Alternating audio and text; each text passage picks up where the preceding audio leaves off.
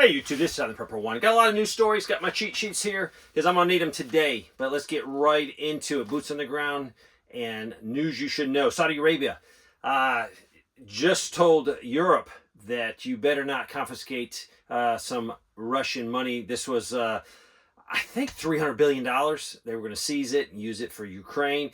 And Saudi Arabia said, if you do that, we're going to dump some European bonds. In particular, they were going to hit France first. As you know, Saudi Arabia joined the BRICS nation. This is perfectly in line with the conflict that's going to be brewing. I would call it World War III. Sides are being picked, and Saudi Arabia is leaning more towards the BRICS nation, away from the U.S. dollar. Also, Germany and 8 other NATO countries said that they're going to be buying a huge amount of anti-ship mines that will be placed in the Baltic Sea if they need to. And this is the counter, they said, Russia. So this is another step towards World War III. And I don't take any joy in telling you that, but I'm going to tell you the facts, and these are the facts. The Chief of Staff of Poland, militarily, the Chief of Staff on the military side, said to his people, prepare for full war. Not just a little conflict, but full-scale war. And the people need to be ready for that. Also, Ukraine is about ready to accept, I think, 78 F-16s. F-16s. F-16 is an awesome aircraft. It's an older aircraft, but it's still very capable. It's very finicky, though. You cannot land on rough pavement. You cannot land on anything rough. It has to have a great landing area. It has to be smooth as silk. Just because of the sophistication of this and how it's made. So that's a problem, because if you think of it, there is not a single air place for these aircraft to land in Ukraine. The airfields have been destroyed, they're damaged. You know, some can be repaired, but it's not going to be repaired to the standards that the F-16s. So what does this mean? It looks like they'll be flying out of NATO countries. I've reported on that months ago. That's where they're going to have to, because of the maintenance of them. And if you land and you are sitting anywhere in Ukraine, you will probably be destroyed, as evidence of video after video after video of the ability of the Russians to dominate the airspace. They have no fear, and they're destroying aircraft that's on the ground. So this is a big news. If we are using F-16s coming out of NATO countries to bomb Russia, another step towards a conflict, an open conflict. Right now there is a conflict. We're just playing a word game. Also, the Swedish and the U.S. has developed a bomb system, a weapon system, and it is not being used in Ukraine anymore because the Russians have totally countered it.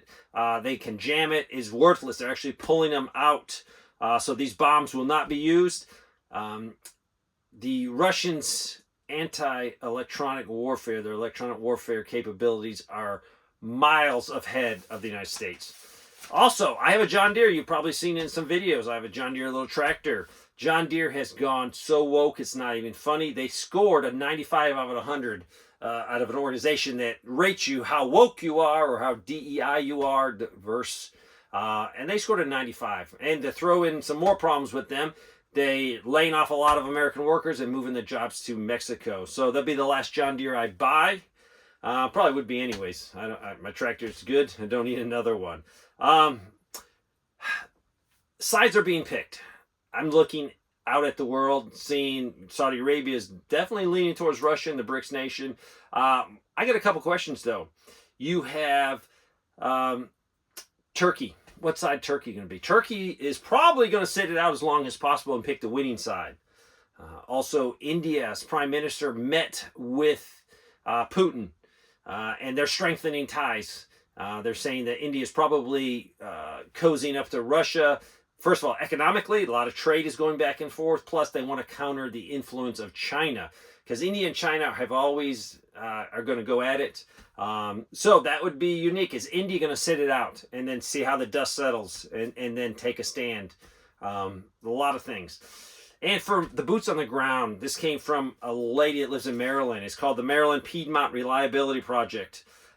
It will be some electrical lines, big, huge, massive, and they'll be going across the countryside decimating 3 counties.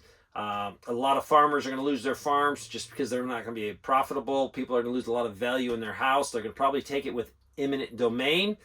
And these power lines won't even benefit the 3 counties that they're going to decimate. So I'm going to leave a couple links for you. If you're in the Maryland area, look at these, see if you can get involved, see if you can make phone calls. You know, we complain about the world, we complain about the U.S., we complain about local stuff, but are we willing to stand up and say, hey, don't do that? And this, if you're in this area, check it out in the Maryland area. See if you can help a cause. I'm all for electrification, but it looks like this is going to an AI center or something that's really not going to benefit the American people. So there you go, some little bit of news. No good news is we're picking sides, we're arming up, we're getting ready. Pray for peace. The only thing that can change that is the Lord Jesus Christ. He can control it. He can stop this madness. If you're feeling a lot of pressure, and I hope I don't add pressure by giving you the facts, the news. If you do, see how in your life, if you could get some peace. I have peace. I have peace through the Lord Jesus Christ. I am saved. I'm just traveling through this land. My final home is heaven. And I would love for you to feel that same peace because you can feel it. We're just passing through if you're a Christian. Thanks for watching.